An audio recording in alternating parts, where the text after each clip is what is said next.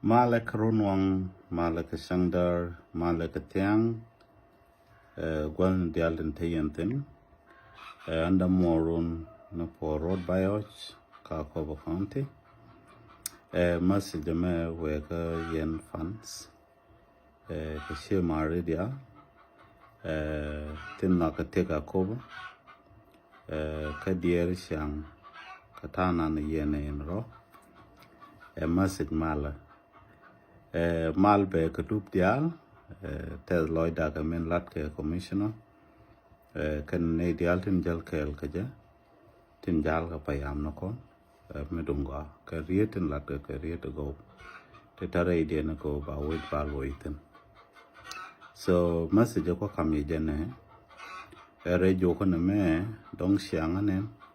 la ta kel ka panane kon te la panane rishim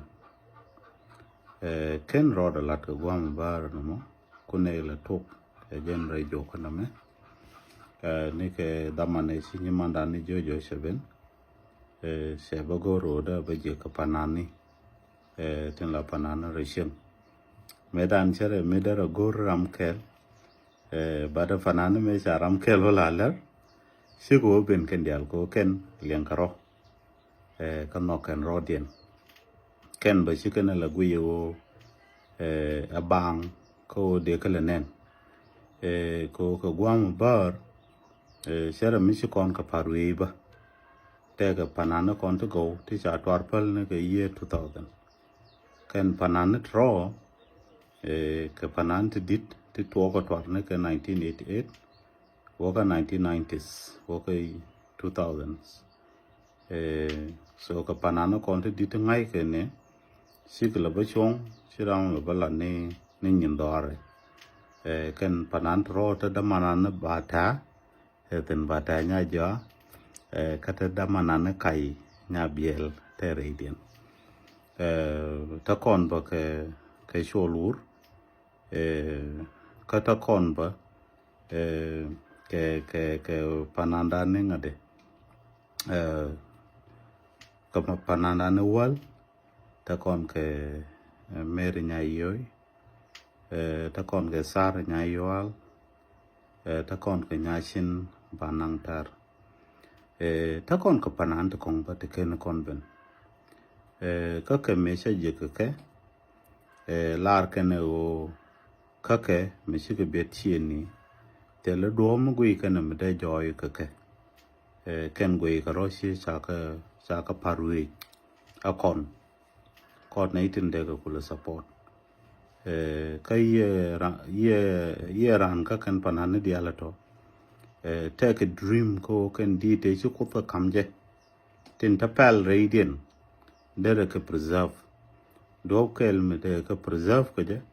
o cha ka record ga ne ka studio shen ka ta la kan ka ket ka je la original ko ngi yana ka runte bu bena en tor mi she ka tor yana dan nyan chai long ga tin we ka ba sang ni panana ra ta mi shu jo ran tori e ka dit mi she ka me cha ka de ba ta she de long ka me ka de so wo pal we ka mi te ka dup ka to goal so ka kon is very important and wo de na la den de ne preserve men ku ka na la gor janen gor ka support ka ye gar gor ka o bien nyot ke wo nog yen ke you can talk to them because now they are available. The laro go panana men they come telephone be yodoka. Can be yen ka support financially ne kon chuke. Mishiran la moy ko mudung tit. And there le chup changa go there la ngai go changai. Ka there la ngai o la de cha kon lat medan she dung loro. Can the alter ka telephone the right karan directly. Na mo mo ka ye o ne chana ka kwidien shona enjoy ni dirken me chirana jogo jang ni diran ka whatsapp ka ngala go je o shemugwa we have been doing this for so long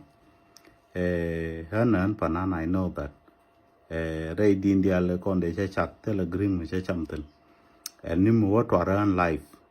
ka se bo ko te te kuin ka jem ni ka yo to kuin ka jem ran go yen de ko we ni tel me de lok ran ne ko aken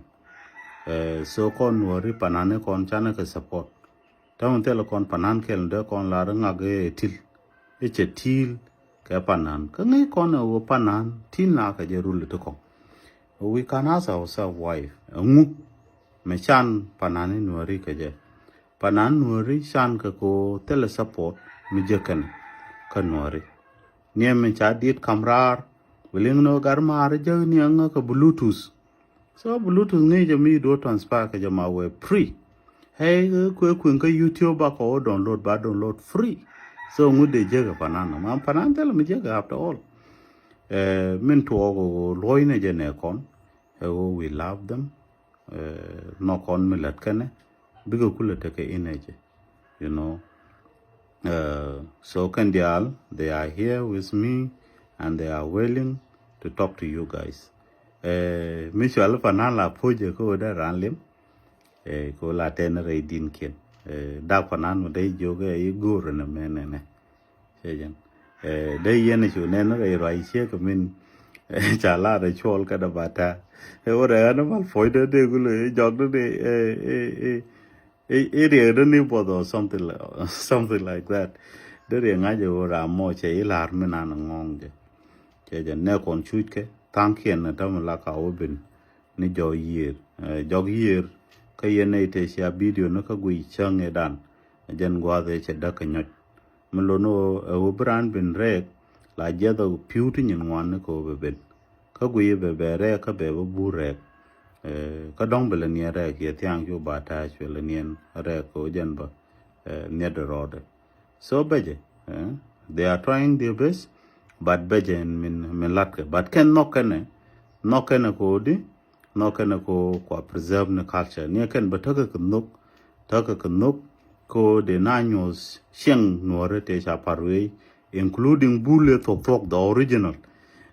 original bulle la doin kanat in chal ke bul kwa kul la dong pin ngai ke je long ken balang tin chanen gar la lat ke je long siken la ren wo de nei nangi so ngi kana goro chan te dan maten ko di ken nei to bangi to de kon ke tembi muga de kon ko gur nyin guda te ba takke ken nei tin ba ka tak ma bana ka feit bana ka feit ka event mo kwa organize ma bete piu to mat ke na mona gare shi laram gwada let murungtin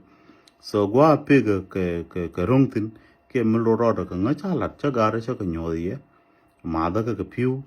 gwa da ta kon ta nei kel kon ke midien gola ka gwa ta tin ta me tel ngalat ngto mete ke real mo gwa mi jeuten bad man to tenga tuenye je bako nankel so de laren wo shora kapalan krada nyode ya ka wo mokyen ke kwa ka support ka charaba ko de yen ka nang ke studio chang nang yen ne dang wan ke studio ko ka ke die you know de loy dien da te da long gweje in studio she wo ba dit kieno pot ka thomno te tak diente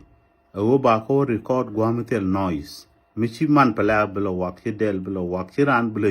wak you know gwa la ne record ta gwa de vale ba jaw le linkedin nan bran le ringe ka ngu no mo bana le bele bete ram red one mo ngu there are a lot of things to go so gwa wo bana ngaje wo millet kone